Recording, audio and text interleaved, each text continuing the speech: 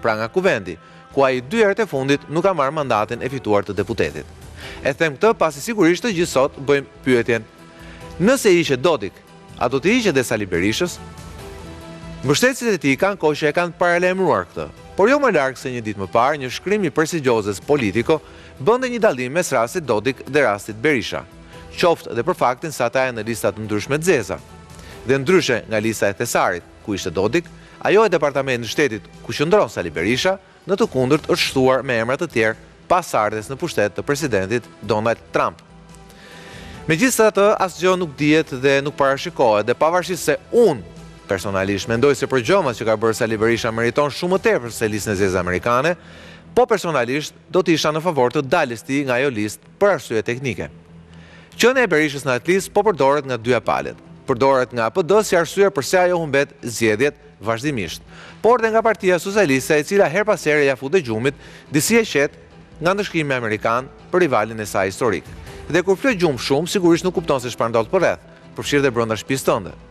Dhe sot shtëpia e socialistëve nuk është në pikën më të mirë të rregullit dhe të qetësisë. Ankth, pasiguri, spak dhe ëndrat këqija mbizotrojnë pothuajse në të gjitha katet e selisë Ros, me përjashtim të zyrës kryetarit, i cili si gjithmonë vitet e fundit flën në avion dhe ndrohet e lahet në business lounge-et e aeroporteve të botës.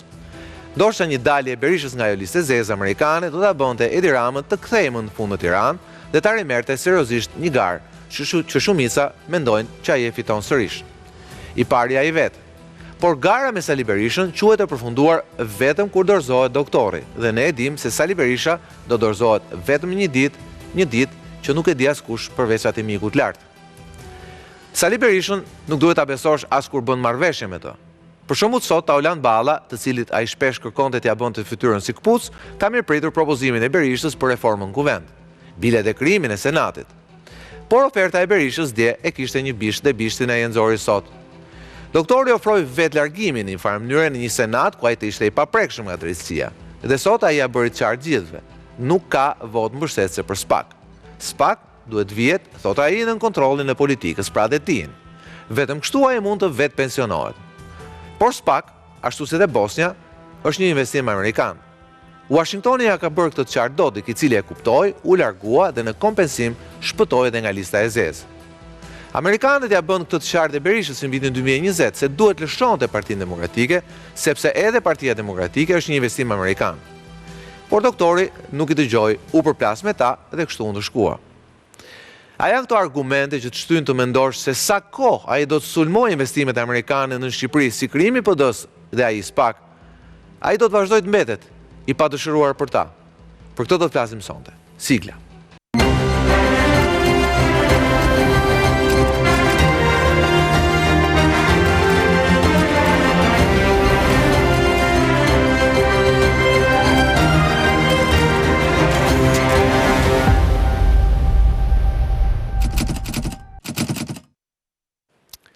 Mirëmbrëma dhe mirë se vini në Rrjedhësor. Sigurisht zhvillimi kryesor i ditës sot është pikërisht lajmi që Milorad Dodik është tashmë i zbardhur, i pastruar nga njolla nga të cilën e mbante mbikurisë prej gati një dekade. Njeriu më i fuqishëm, ndoshta më me ndikim në këtë rajon të turbullt, për shkak të forcës madhe elektorale që ai kishte dhe ka akoma në Republika Srpske, ku fitoria e tij është e padiskutueshme, aq sa dhe pasuesi që e ka caktuar me siguri do të fitojë sërish, e megjithatë edhe ai u dorëzua nga Moska. Pak ditë më parë ai tha se do të largohej dhe vetëm pak ditë më vonë nga Washingtoni i erdhi lajmi i mirë. Dhe sigurisht paralelizmi me Sali Berishën qëndron dhe ja vlen diskutohet. Me mua sot në studio janë Arseta Gjyli, mirëmbrëma Arseta, kënaqësi të kem program.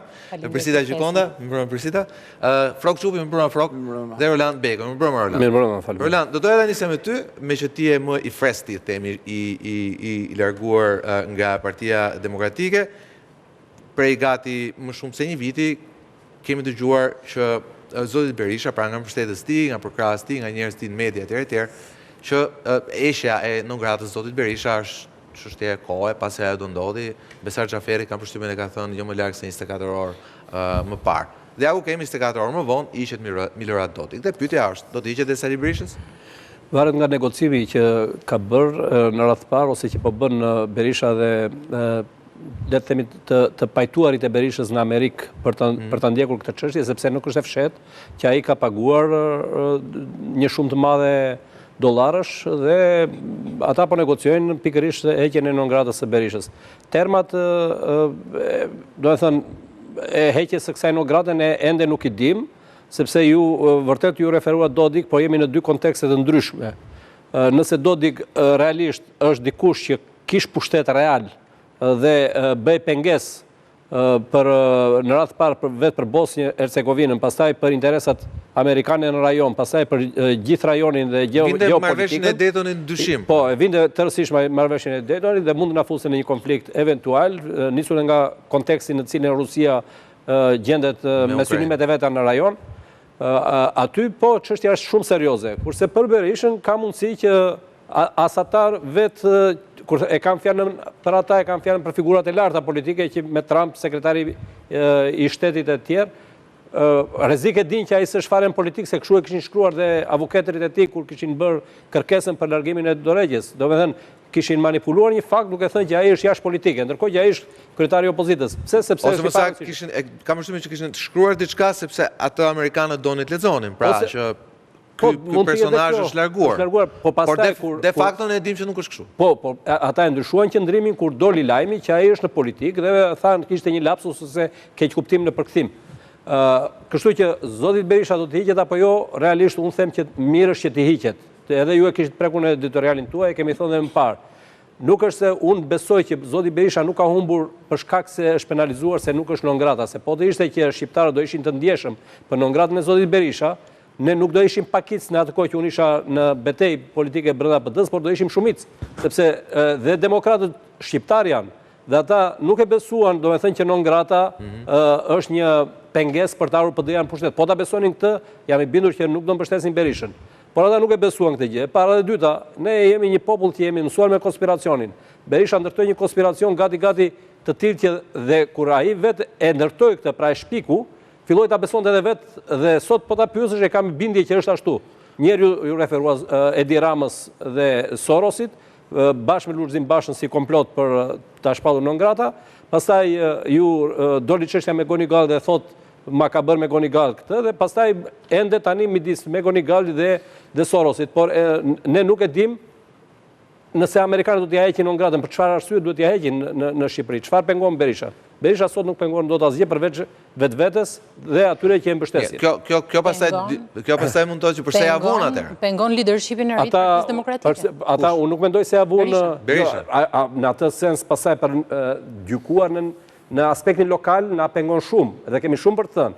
Edhe i kemi thënë, por çështja është duke u nisur duke parë si një amerikan në rajon, çfarë pengon Berisha? Berisha tentoi të bënte manifestime të mëdha për të thënë që unë po që sa ideja kam Arseta ka drejtë te kjo pika, mendoj unë Beko që po mos ishte që s'kishte rëndësi, nuk ka kishin vënë fare. Jo, ata nuk ja punë politike, ata e mohuan vendosjen e non gratës për arsye politike. Ata thonë jemi mbështetur në fakte të qëndësishme që dëmtojnë interesat amerikane në rajon. Për shkrimi tani ka nota të thella politike. Politike themi ne, po amerikanët. Shtetet e Bashkuara të Amerikës si një nga vendet më liberale në botë, patjetër që mund ta shqetësoj fakti që në Shqipëri pengohet edhe ka një pengesë shumë të madhe për të bërë rotacion politik. Dhe mbasi kjo mund të jetë një logjik shumë e mirë dhe ndoshta mund të ketë një fest brenda Partisë Demokratike sot me këtë lajm, sepse vjen një sinjal jeshil që mbase duke u ushtruar ky lloj presioni, duke patur këtë lloj presioni, se unë e shikoj si presion në një farë mënyrë. Domethënë e gjithë kjo histori dhe kjo ngjarje të paktën për rajonin dhe për Ballkanin Perëndimor, edhe për Shqipërinë për rastin e non gratës, vetë Partia Demokratike duhet ta shikoj si sinjal pozitiv që ndoshta duke ushtruar ky lloj presioni, zoti Berisha do të marrë vendimin për t'u larguar, se nuk ka mënyrë tjetër që Berisha të largohet. E vërtetë, duhet jetë patjetër një presion ndërkombëtar, në mënyrë të tillë që dalim të përfundimi që ka ardhur momenti që ju të jepni dorëheqjen, ka rezistencë të brendshme, rasti i zotit Xhaferi është rezistenca e brendshme, e kishte dredhur pak. Nëse e ka dredhur është tjetër gjë. Siç unë Unë e kisha parashikuar dhe ai është produkt i familjes, nuk mund dalë jashtë familjes. Kur të familje, të familjes ngushtë, jo familjes. Isha u përballa në një studio televizive me të, mu duk shumë konsistent tek ajo, por nuk e di çfarë ka ndodhur sepse dje e pas ka dredhur, nuk jam në update të kësaj. Kjo ma tregon forcën që ka Berisha, pra sepse ju thoni këtë, po ndërkohë 490.000 veta që e votuan, thonë, po mirë, po pse duhet t'i Berisha se ne e duam? Në optikën time, kjo është një strategji që do të thotë, të gjithë ata që kanë në ngrada, ti duhet të rrhiqesh nga leadershipi i Partisë Demokratike në mënyrë të tillë që të hiqet në ngrada. Ndryshe, do të kesh këtë damkën, pra kjo damka do vazhdoj të mbetet dhe kjo do të bëhet pengesë sepse afekton zgjedhjet. Është në mënyrë pa diskutueshme që afekton zgjedhjet. Do të thënë, nuk i hoq në ngrada se u largua. Dodit e ka negociuar largim. Pra u hoqën që sa për sqarim, u hoqën Bilelte ta ndjekim kronikën që përshkruan realisht si u hoq Dodik temi nuk është non grata, është nga lista e zezë e sanksioneve kryesisht ekonomike. Se dhe kjo është e rëndësishme. Dodik u vundi një listë ku mund të largohej shumë kollaj nëse do të ishte tek lista e zezë e Departamentit Shtetit. Dhe ishte bashkë me bashkëpunëtorët e tij. Dhe bashkë me bashkëpunëtorët, me bashkëshortin e tij dhe me bashkëpunëtorët e tij. 4 prej cilëve ju hoqën pak më herët. Pra ju dha një sinjal nga Washingtoni se negociata kishte filluar. Ndjekim kronikën.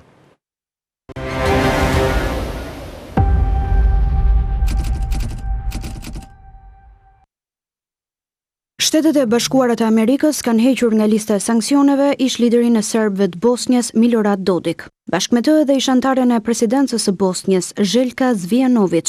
Njoftimi është dhënë nga Departamenti i Thesarit këtë të mërkur. Përveç tyre, nga lista e zezë janë hequr edhe antarët e familjes së Dodik, kompanitë e tyre dhe bashkëpunëtorët e ngushtë. Por kjo lëvizje vjen pas dorëheqjes së Dodik nga posti i presidentit të Republikës Srpska, pasi Departamenti Amerikan i Thesarit dha sinjale për këtë lëvizje. Përpara Dodik, SBA-t hoqën nga lista e sanksioneve 4 prej bashkëpunëtorëve të tij. Menjëherë pas tërheqjes, Parlamenti i Republikës Serbe të Bosnjë Hercegovinës emëroi Ana Trisic Babić si presidente të përkohshme. Babić, një aleate e ngushtë e Dodik, do të mbajë detyrën deri në mbajtjen e zgjedhjeve të reja presidenciale më 23 nëntor në Republikën Srpska. Parlamenti gjithashtu shfuqizoi një sër ligjesh separatiste që ishin miratuar gjatë vitit të kaluar, pasi Dodik ishte paditur për